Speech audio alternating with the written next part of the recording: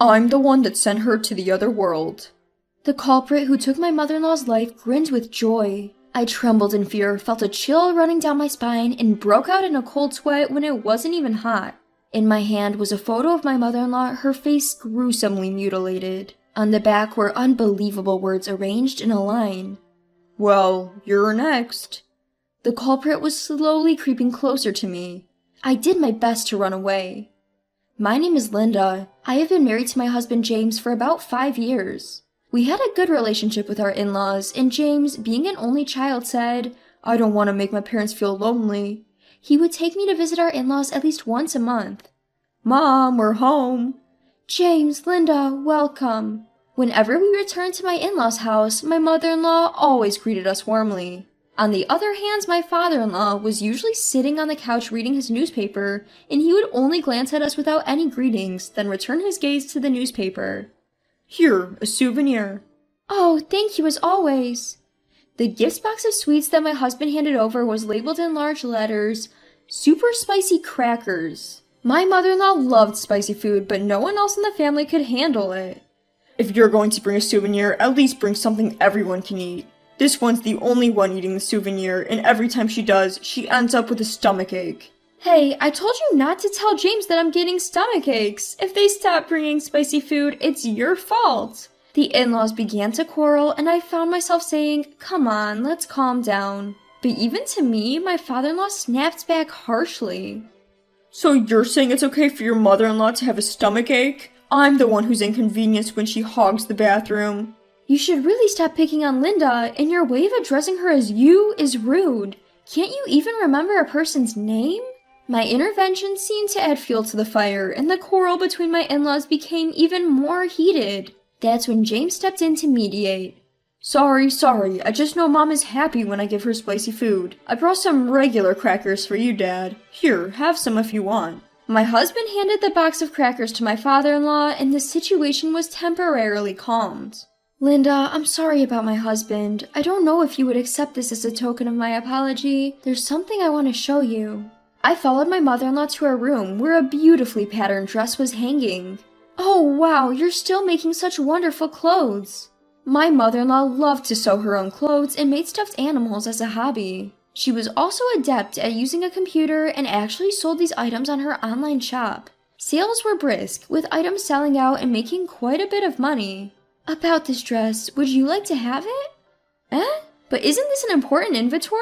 I can't possibly accept something like this for free. Don't worry, I made this just for you. I think you'll fit just right, so try it on. Following my mother-in-law's suggestion, I changed into the dress and it fit me perfectly, as if it were custom made. My mother-in-law had a special talent. She could tell someone's measurements just by looking at them. Just as I thought, it suits you so well. My mother-in-law was smiling with joy. She was incredibly kind to me, her daughter-in-law, and as I had lost my mother at a young age, she felt like a real mother to me. When James and I went home with the dress, he sighed. My parents can't seem to stop arguing. They might end up divorcing. It's true that I often see them fighting, so perhaps they are not compatible. I thought my mother-in-law must be having a hard time dealing with my gruff and sharp-tongued father-in-law. Then one day, my mother-in-law suddenly passed away. She hadn't been feeling well for a while, and I had suggested her to see a doctor, but she always said, "I'm fine." I loved her so much, if only I had insisted on taking her to a doctor. As her daughter-in-law, but not out of obligation, I decided to help with the funeral. I thought this would be my last act of gratitude to my mother-in-law.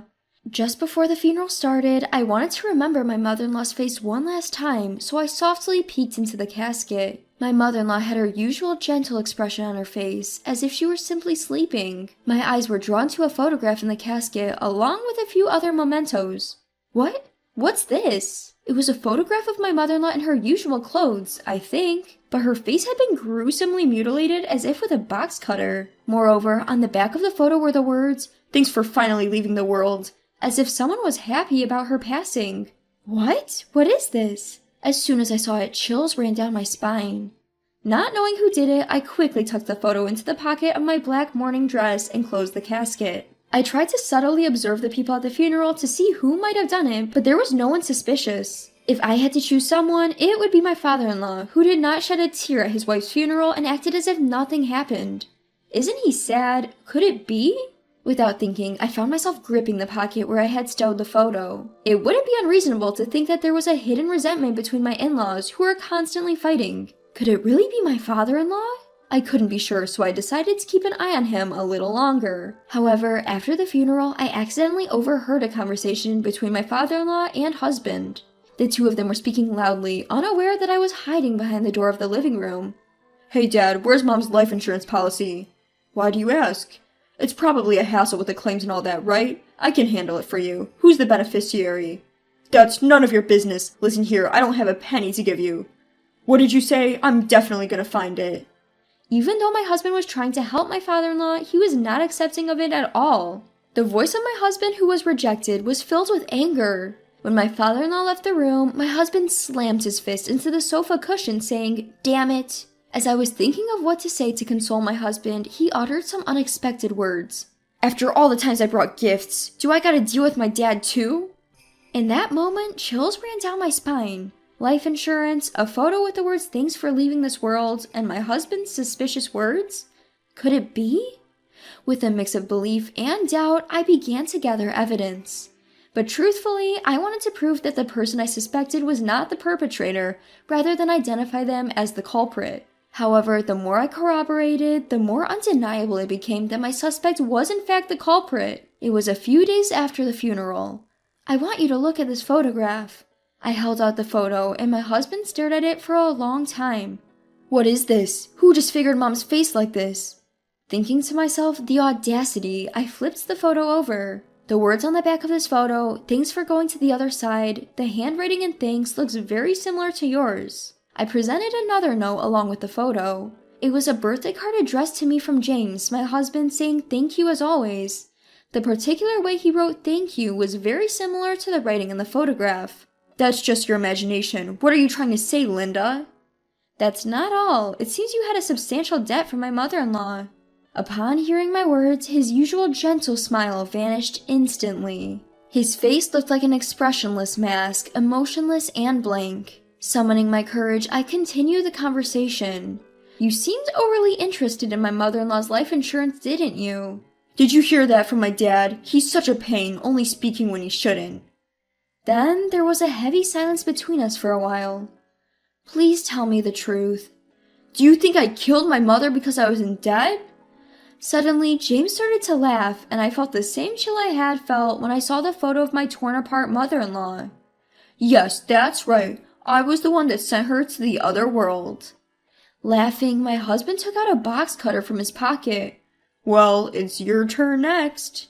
The moment he stood up and said that, my feet kicked off the floor towards the entrance. Fearing I would meet the same fate as my mother-in-law, I ran out of the house frantically. I can't believe James was the culprit, and that drastic change in demeanor, I've never seen that before. Resisting the urge to freeze in shock, I kept running, panting, to the police. I glanced back briefly, but my husband was nowhere in sight. He seemed to have lost sight of me. In fact, I've been a marathon runner since my college days, and I still actively participate in community marathons. So, even though James is a man, it's unlikely he, who doesn't run on a daily, could catch up to me. Still, he's probably expecting me to run to the nearest police station, so he might be keeping watch somewhere. But if I can get to the police, I'll be safe.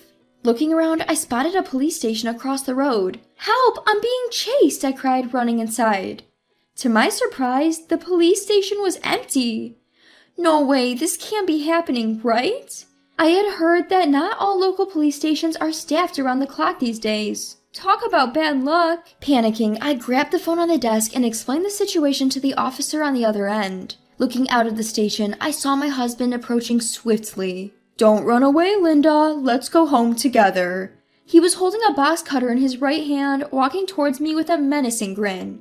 "Don't come any closer!" I darted out, hurling any trash cans and rocks I could find as I made my desperate escape. I ran into a large nearby park, showing my relentless pursuer, my husband, with sand from the playground. Gah! The sand seemed to have gotten into his eyes, and he was momentarily distracted, covering his face. Seizing this opportunity, I ran and ran and ran. But unfortunately, I tripped and fell at the most crucial moment. "This is the end. You're not getting away anymore." My husband yelled, grabbing my arm, and he got me at a life-or-death situation, or so it seemed. Too bad, I've bought enough time. As I spoke these words, the police surrounded my husband. Don't move, we've received a report. Surrender quietly. The park was already surrounded by officers waiting for him. My husband tried to escape, but there were officers behind him as well. Despite his efforts to resist by swinging the box cutter, he was promptly arrested, stomping his feet in frustration. Eventually, my husband was found guilty and sentenced to prison without any chance of parole. Apparently, he had become addicted to splurging at clubs without telling me, borrowed money from his mother by lying, and had no way to pay it back, so his debt kept accumulating.